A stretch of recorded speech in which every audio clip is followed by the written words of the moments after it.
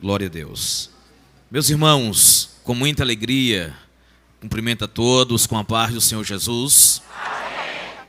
Quero externar a Deus a minha gratidão por estar retornando a esta casa depois de alguns anos. Eu quero tributar ao Senhor todo o louvor, toda a adoração, pela sua infinita misericórdia e bondade para conosco. Ao pastor Eleazar Cavalcante, coordenador aqui desta terceira região, e amigo, quero louvar pelo honroso convite, pela oportunidade de estar convosco, esta igreja amada. Trago-vos a saudação calorosa e carinhosa do pastor Arnóbio Tavares. Os mais antigos vão lembrar, foi daqui que ele saiu para pastorear Rio Largo. Glória a Deus. Então ele manda um abraço para a igreja e expressou o seu sentimento de alegria e de amor para convosco. Amados, aproveitando que os irmãos estão de pé ainda, capítulo 17 de Atos dos Apóstolos, por favor. É um trabalho missionário. Eu quero ler convosco, capítulo 17, versículo de número 16 e versículo de número 23. Obrigado. Enquanto os irmãos localizam o texto sagrado, quero saudar todos os obreiros aqui na minha retaguarda, pela receptividade, pela forma carinhosa que tem nos recebido. Alguns amigos, alguns rostos conhecidos. Já faz muito tempo que passei por aqui. Glória a Deus. Para os irmãos terem ideia, pastor Israel Cassimiro ainda era presbítero e servia ao Senhor nesta congregação. Então já faz tempo, né? Faz tempo. Glória a Deus. Eu ainda era solteiro. Glória a Deus. Década de 90. Olha aí. Muito bem. Não que eu seja velho, tá? É que é que a gente começou cedo. A primeira congregação que nós dirigimos, eu tinha apenas 23 anos, minha esposa tinha 19 anos. Então começamos cedo no ministério. Os irmãos acharam o texto sagrado, Atos capítulo 17, versículo 16 e 23, diga amém. E enquanto Paulo os esperava em Atenas, o seu espírito se comovia em si mesmo, vendo a cidade tão entregue à idolatria. 23 diz: porque, passando eu e vendo os vossos santuários, achei também um altar em que estava escrito: ao Deus desconhecido. Esse, pois, que vós honrais, não conhecendo, é o que eu vos anuncio. Diga amém. Sentai-vos, por gentileza. Glória a Deus. O púlpito da igreja em Coab, desta congregação aqui na capital, é um dos púlpitos mais temidos, visto que os homens que aqui passam pastoreando são homens ilibados, de um preparo teológico, e com a graça de Deus têm edificado a igreja por meio do ensino bíblico genuíno. Pastor Eleazar não é diferente. Tenho uma grande admiração, sua simpatia, sua forma singela de lidar, de se relacionar. Eu sei que os irmãos aqui têm um carinho muito grande por ele. Amados, o texto que nós ora acabamos de ler faz parte de uma série de mensagens que foram ministradas pelo apóstolo Paulo. Precisamos compreender que desde o nascedouro inaugural da igreja, em Atos capítulo 2, por ocasião do dia de Pentecostes, a igreja, ela recebe uma autoridade espiritual. Ela é revestida de poder para sair a proclamar o evangelho. Desde então, os líderes eclesiásticos que se destacaram fora Pedro, Tiago, João. Consequentemente, logo mais, Saulo de Tarso recebe a incumbência logo após a sua conversão e tempo que passou sendo lapidado no deserto da Arábia. E agora ele passa também a ser apóstolo, chamado por Deus para se dirigir aos gentios. É verdade que muitos judeus também foram alcançados pela instrumentalidade deste grande homem. A Bíblia diz que na igreja em que estava em Antioquia, região da Síria, existiam alguns doutores, como também profetas. Dentre eles estava Barnabé e Saulo. E na ocasião, a Bíblia diz que eles serviam ao Senhor e jejuavam, de modo que o Espírito Santo fala naquela igreja para separar Barnabé e Saulo para uma obra que Deus os havia chamados. Diz a Bíblia que depois que foram impostas as mãos, eles foram despedidos.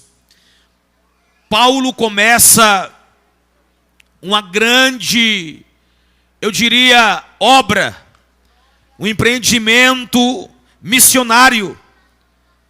Passa por diversas cidades: Salamina, Pafos, Antioquia da Pisídia. Paulo passa por Derbe, Icônio, Listra e vai seguindo. Quando ele retorna a Antioquia da Síria, é recebida a informação para comparecer à igreja sede em Jerusalém.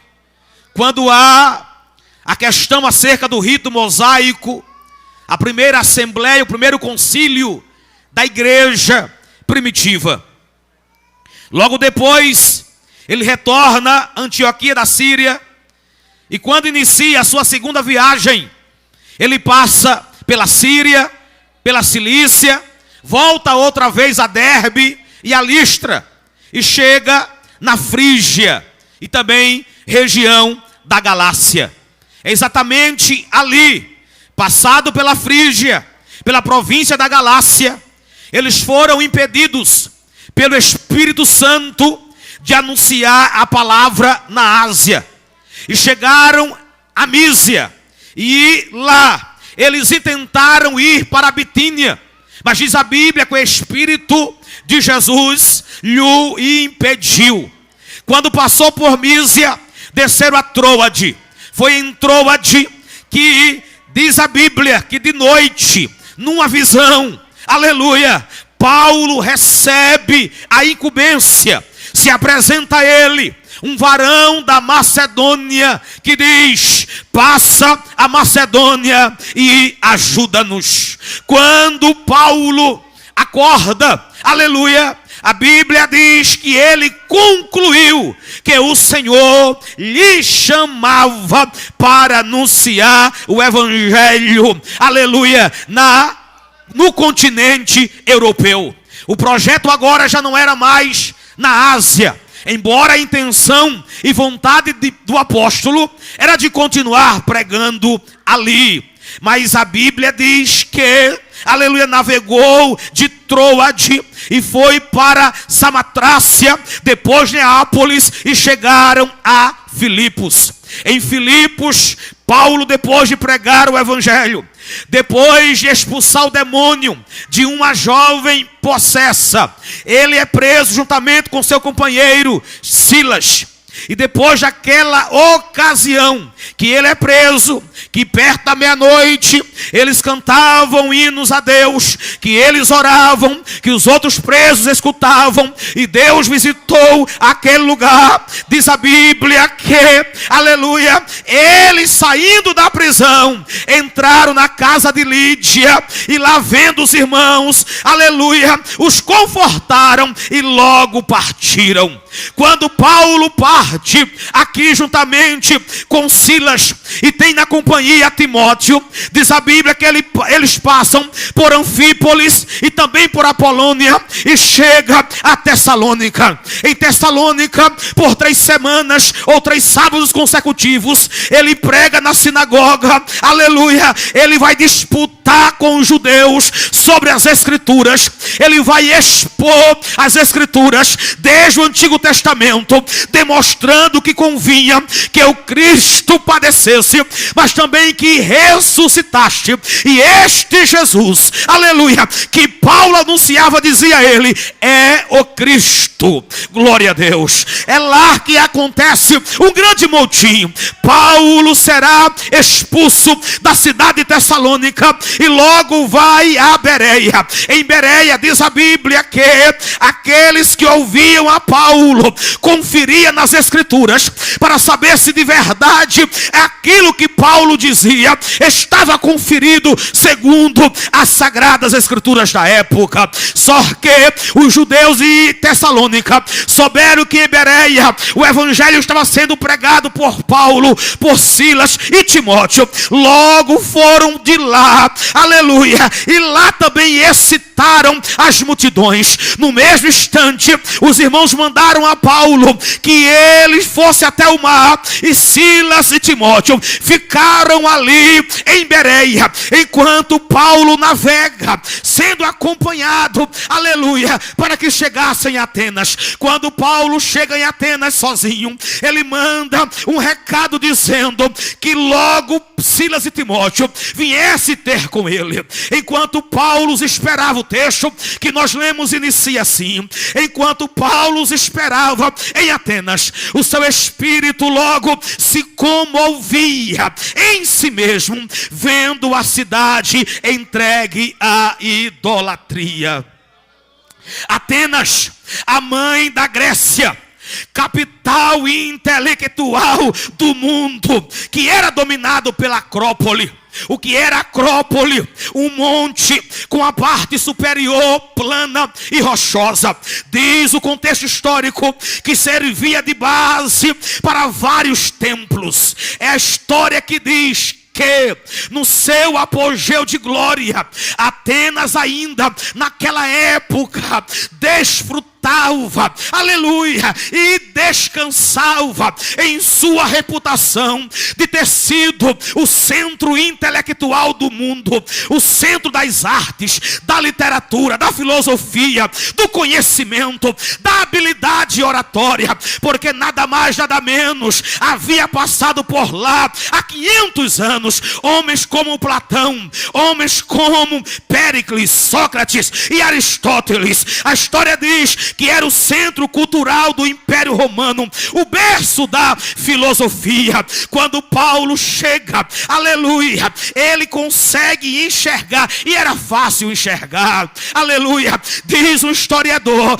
que havia mais de 30.000 estátuas públicas. Segundo Petrônio, ele disse que era mais fácil encontrar um Deus em Atenas do que até mesmo um homem, aleluia. Por todas as partes que Paulo se dirigia e olhava, existia uma estatueta, existia uma imagem, existia um ídolo, aleluia, e isto perturbava a Paulo. Plínio afirmou que Atenas estava ornamentada de diversos ídolos, e isto causou um incômodo, de sorte que Paulo na sinagoga disputava com os religiosos, disputava, aleluia, com aqueles que entendiam da filosofia, mas não conhecia nada de Cristo.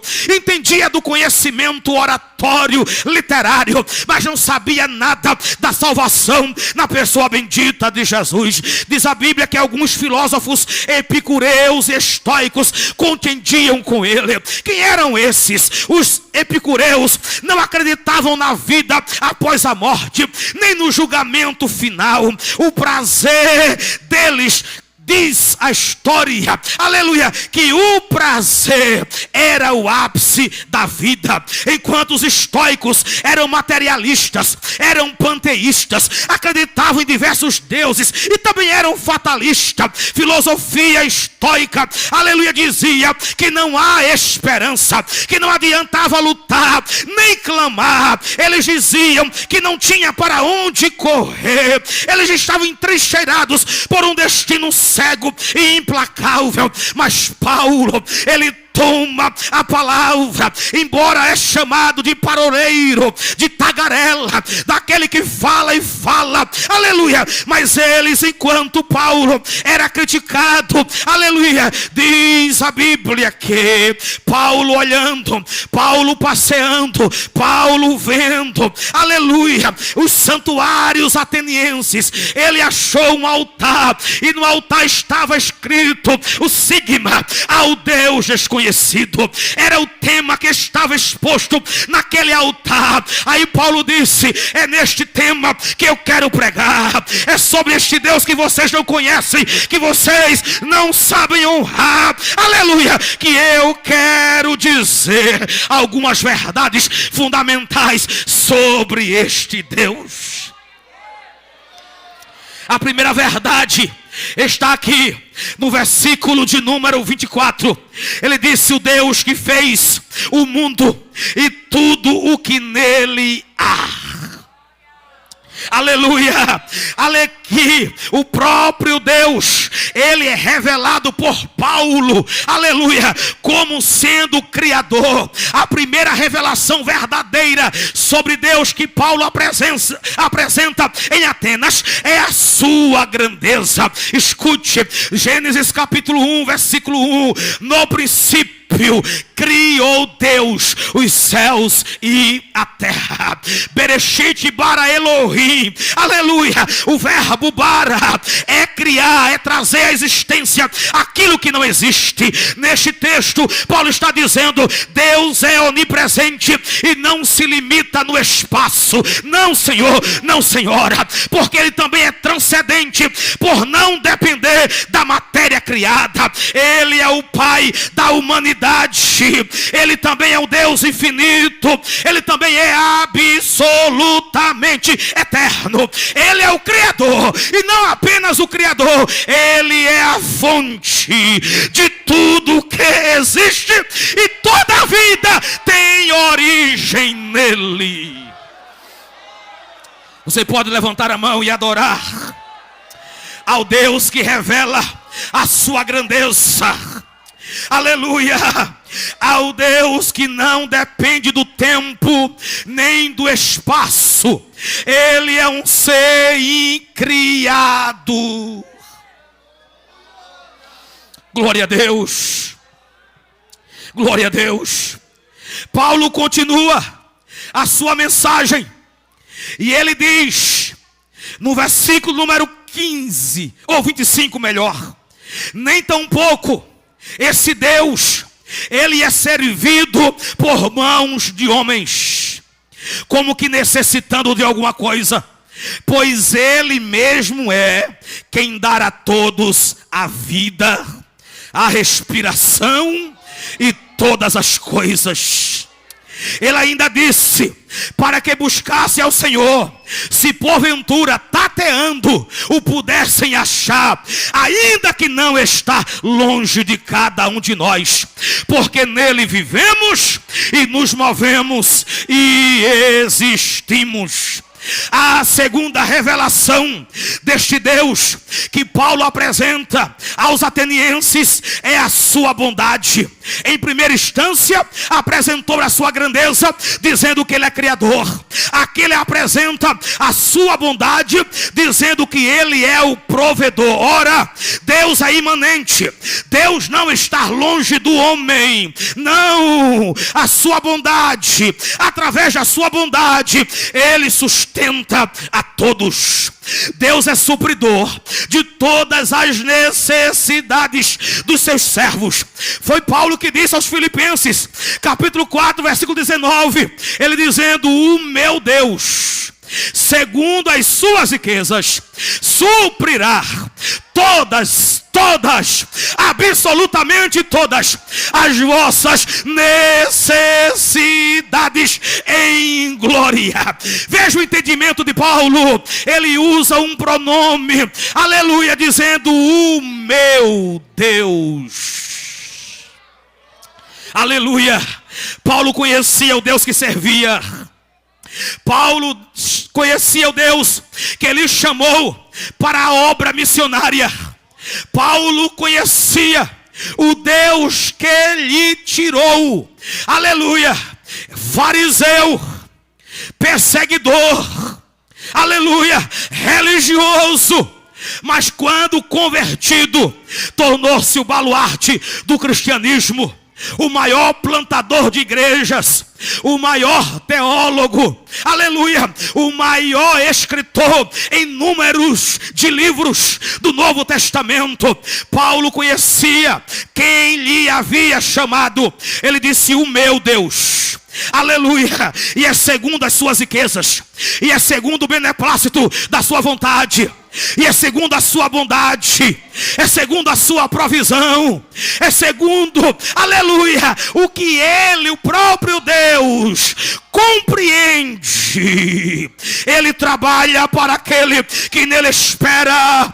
Por isso, desde a antiguidade, não se ouviu, nem com os ouvidos se percebeu, nem com os olhos se viu um Deus além do nosso Deus. Aleluia, aleluia, glória, glória. Quando chegamos aqui do versículo de número 26, ele disse: de um só, ele fez a geração dos homens. Só precisou de Adão, e ele fez a geração dos homens através de Adão, para habitar sobre toda a face da terra. Tem mais uma coisa: foi ele que determinou os tempos já dantes ordenados e os limites da sua habitação, lugares exatos. Deus aqui, aleluia, revelado por Paulo, é assim, demonstrando o governo, a sua soberania. Glória a Deus. A soberania de Deus é demonstrada como sendo ele aquele que governa. Deus é bendito e único soberano. É ele que está assentado sobre o globo da terra. Isaías capítulo de número 40, versículo de número 22, está escrito: quem mediu com o seu punho as águas, que tomou a medida dos céus, aleluia, aos palmos, que recolheu em medida o pó da terra, e que pesou os montes e os outeiros em balança, que considera as nações como a gota de água de um balde, que todas as nações são nadas perante ele, ele que está sentado sobre o globo da terra, cujos moradores são como gafanhotos.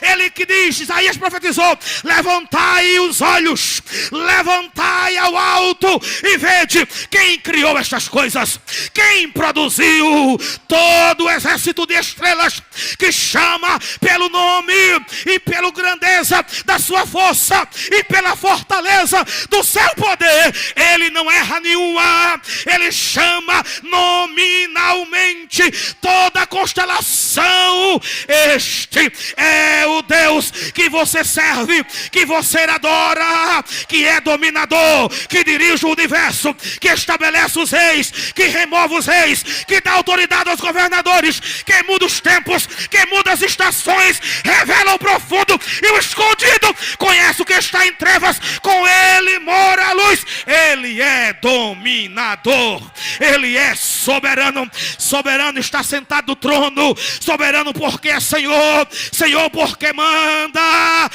no céu, manda na terra, manda debaixo da terra. Glória. Deus é nosso refúgio e fortaleza, socorro presente na angústia, pelo que não temeremos, ainda que a terra se mude, pela sua braveza, ainda que as águas se perturbem. Há um rio cujas correntes alegram a cidade de Deus, o santuário da morada do Altíssimo. Deus está no meio dela. As nações se embraveceram, os reinos se moveram, mas ele levantou a sua voz e a terra se derreteu.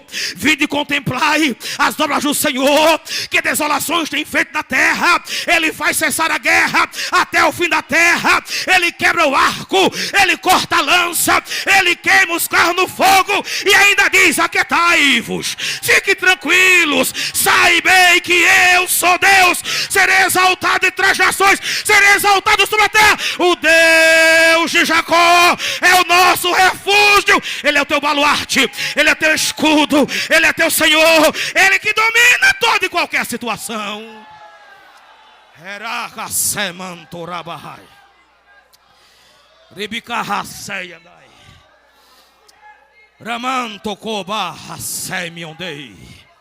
Aleluia, aleluia, aleluia. O teu problema não é nada diante dele. Aleluia. Se as nações são consideradas como nada, se as nações é como uma gota de um balde, se os moradores ele vê como um gafanhoto, se ele mede o globo terráqueo palmo a palmo, aleluia, se ele está sentado no globo da terra, tua enfermidade, teu problema, as circunstâncias adversas, quem sabe a porta fechada, aleluia, não é nada. Não, é enquanto você adora ele aqui, ele trabalha lá. Enquanto você adora ele aqui, ele visita lá.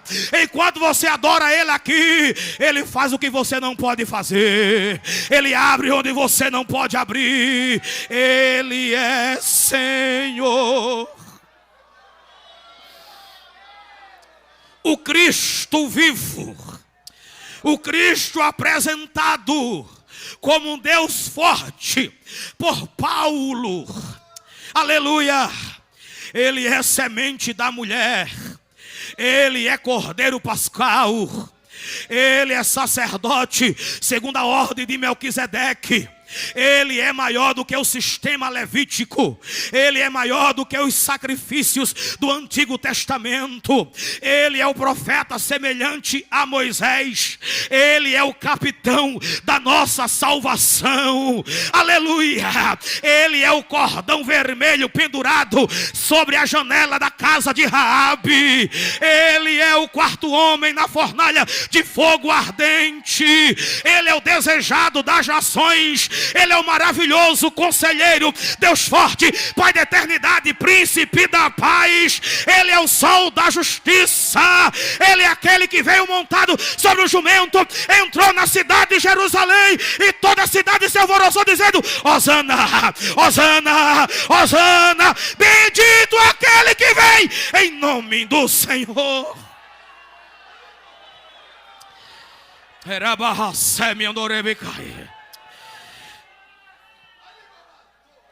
Ele foi apresentado por Mateus como rei dos judeus. Ele foi apresentado por Marcos como servo. Ele foi apresentado por Lucas como homem perfeito, mas ele foi apresentado por João como filho de Deus, como verbo. Capítulo 1, versículo 1, no princípio estava o verbo estava com Deus, o verbo era Deus, aleluia. Todas as coisas foram feitas por ele, e sem ele nada do que foi feito se fez, aleluia. Aí diz João o evangelista, escrevendo de João Batista: conheço um homem enviado por Deus, cujo nome era João. Ele não era luz, mas veio para que testificasse da luz, a luz verdadeira que alumia todo homem que está em trevas. Ei, a luz raiou. Está escrito, aleluia, em Isaías 9, que ele veio na região da sombra da morte, aonde era trevas, e com a sua luz ele iluminou. Quer ver aqui, aleluia, quem estava em trevas e hoje está na sua maravilhosa luz, é porque foi alcançado por ele, aleluia, aleluia. E Paulo é quem revela, sendo ele Senhor.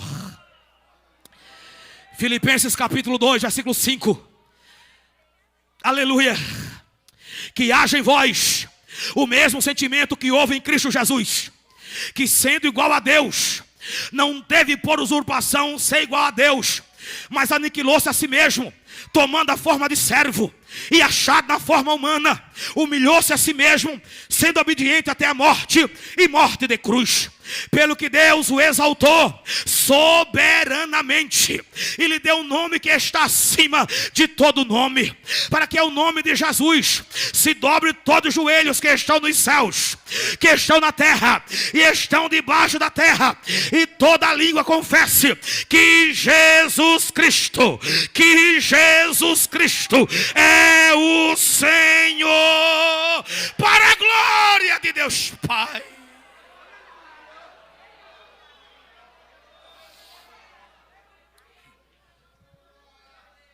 Quem se meteu a besta, aleluia, e quis se engrandecer diante da soberania deste Deus, quebrou a cara.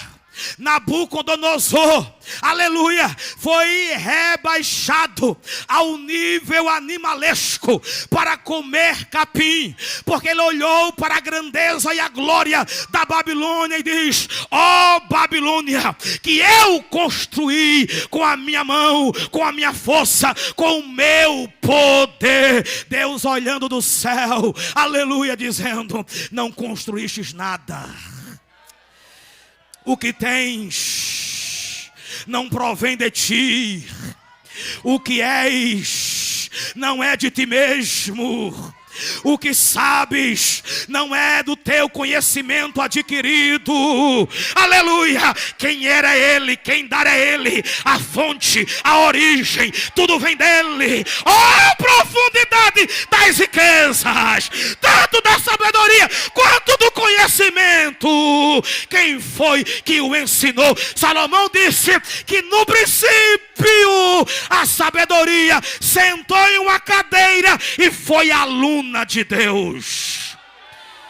O conhecimento vem dele, a provisão vem dele, a origem é ele, a fonte de tudo é ele. Aí Paulo fecha a sua doxologia e diz: porque dele, por ele, para ele. Eu vou dizer de novo: porque dele, por ele e para ele são todas as coisas. Glória, pois eternamente.